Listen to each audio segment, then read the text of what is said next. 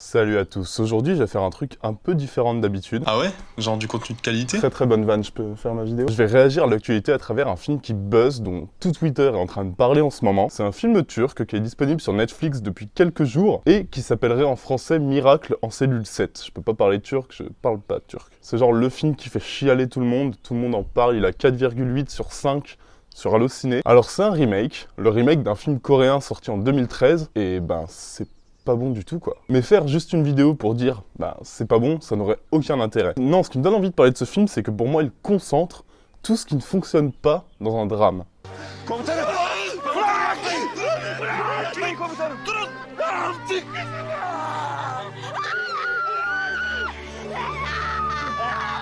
On suit l'histoire d'un père qui est handicapé mental et qui est accusé pour un meurtre qu'il n'a pas commis. Bon, ça c'est déjà un pitch très classique et qui ouvre la porte à toutes les ficelles du genre. Déjà l'empathie forcée, donc on a un personnage qui va être seul contre tous, qui sera diminué sans qu'il y ait la moindre nuance, donc t'as pas besoin de faire un gros effort de caractérisation pour que les gens s'attachent à un personnage. Ça c'est de l'empathie, c'est humain, c'est normal. Ce personnage il aura la sympathie de tous sans même avoir à être caractérisé autrement que handicapé mental. Mais ça c'est comme ça que fonctionnent tous les films très manichéens. Il y a les gentils, très gentils, ses amis gentils, qui combattent un gros méchant. Ce film, c'est exactement ça. Et c'est pas nouveau, hein, Lars von Trier, il le faisait déjà dans ses films dits Cœur d'or, par exemple Dogville ou Dancer in the Dark, où t'as un personnage qui est féminin, qui est innocent, qui est confronté à toute la laideur du monde et qui se la prend en pleine gueule, et généralement ça finit assez mal pour elle. Et là non plus, il y a aucune nuance, parce que Lars von Trier, la subtilité, c'est pas non plus son délire. Mais ce qui fonctionne, c'est que Lars von Trier, c'est un excellent réalisateur, ce que n'est évidemment pas la personne derrière Miracle en cellule 7.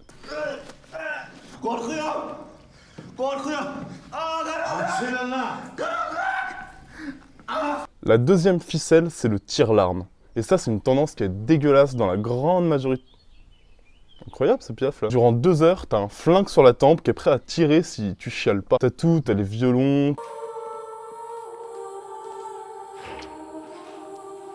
T'as les légers zooms sur des personnages qui chialent, t'as les gros plans mais hyper marqués. On peut tout rendre triste comme ça en fait. Pour moi, c'est du même niveau que de foutre des gros jumpscares dans des films d'horreur. Tout le monde peut en mettre et ça fait pas du tout de toi un bon réal. La preuve. Faut réussir à créer des personnages, des situations qui sont pas prévisibles, des séquences qui tordent viscéralement les tripes. Là, on est dans l'émotion que moi j'appelle de l'émotion de surface. C'est-à-dire que c'est artificiel, c'est surfait, c'est forcé. Et du coup, bah, ça donne un film boursouflé et qui est rempli d'esbrouf en fait.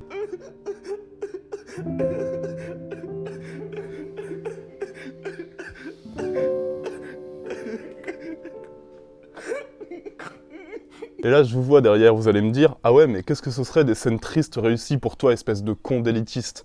Et vous aurez raison. Du coup, on va prendre comme exemple un film de Lars von Trier, Dancer in the Dark, qui traite un peu du même sujet, c'est-à-dire une erreur judiciaire sur quelqu'un qui est démuni, qui a un handicap également. Et on va regarder pourquoi chez Lars von Trier ça fonctionne et pourquoi dans le film turc ça ne fonctionne pas. Par contre, je vais spoiler Dancer in the Dark, hein, attention. Donc là, on est sur la scène finale, la mise à mort de Björk. Et ce qui fait que ça fonctionne, c'est qu'il y a cette tension viscérale, organique, avec cette caméra qui te met mal à l'aise, qui te met sous tension. Le film fait pas partie du dogme, mais la caméra à l'épaule est ultra présente. L'image est globalement assez laide, parce que c'est pas un film beau. Il n'y a pas cette esthétisation de la souffrance et de la douleur comme il peut y avoir dans Miracle en cellule 7. Dancer in the Dark, c'est vraiment un film sur la douleur, sur la souffrance. Il y a des respirations, mais même ces respirations, elles sont tragiques. Et dans cette scène, il n'y a rien de tire-larme, il y a juste de la direction d'acteur.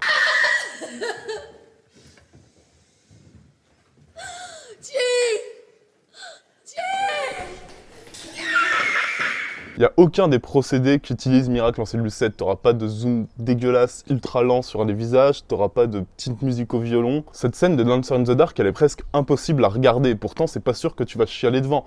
Tu vas plutôt être abasourdi, tu vas plutôt être ébahi parce que Lars von Trier dépasse ce que le spectateur peut assumer en termes de charge émotionnelle. I can't breathe! Look. I can't breathe!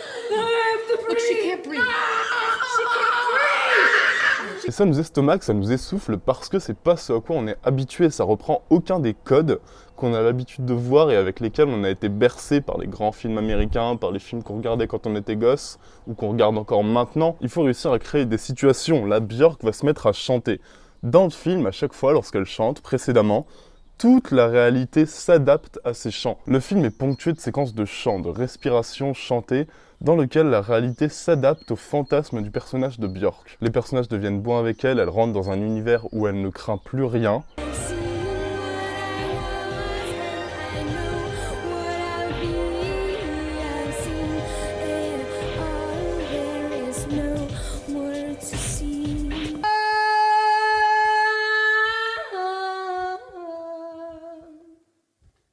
Et ici, le personnage sait ce qu'il attend. Elle est condamnée à mort.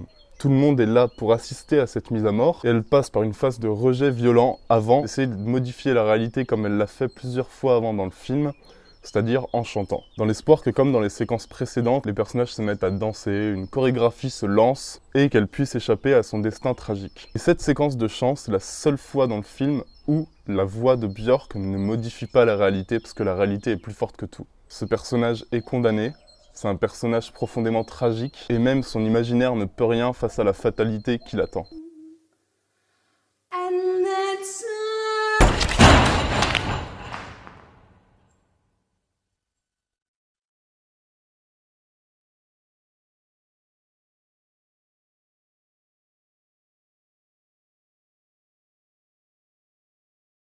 Et pour filmer ça, il n'y a pas besoin d'en faire des tonnes, il n'y a pas besoin d'en faire des caisses, de rajouter de la musique derrière. En fait, la sobriété fait toute la force de cette séquence. Et on est très loin, pour moi, de la prise d'otage émotionnelle de Miracle en cellule 7.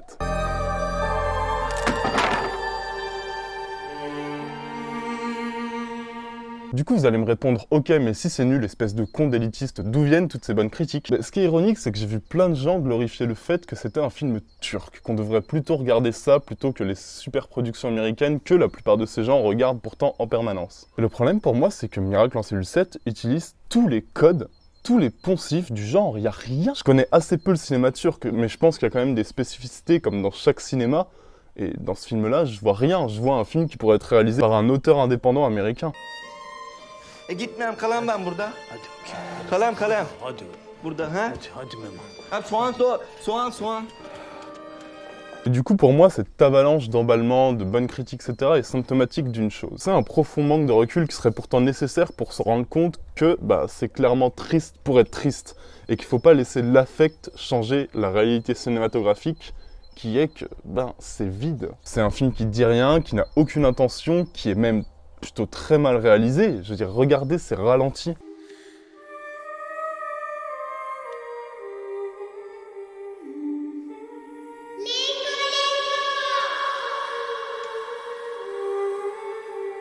Son déroulement est très prévisible. En termes de réalisation, on est sur un téléfilm. C'est quoi l'intention de l'auteur visuellement? C'est quoi l'intention de l'auteur dans sa réalisation? Je défie quiconque de me donner une intention de mise en scène dans Miracle en cellule 7. Et à la sortie de visionnage, en fait, j'avais un peu le même problème que la RAF. L'impression d'une prise en otage émotionnel pour un film devant lequel t'as pas le droit de ne pas être triste. Alors que ça dégouline partout de bons sentiments bas de gamme, c'est larmoyant mais c'est pas profond, c'est niais, c'est long, ça raconte rien, ça brasse du vent. Baba buldum seni. Ben de seni buldum baba. Ben de seni buldum. C'est ma petite prise de position quotidienne, histoire que je me fasse un peu insulter sur les réseaux, ça me manque depuis que je trash plus du Rendal sur Twitter. Rangez ces armes, ne m'insultez pas trop, passez un bon confinement et surtout prenez soin de vous, à plus, salut.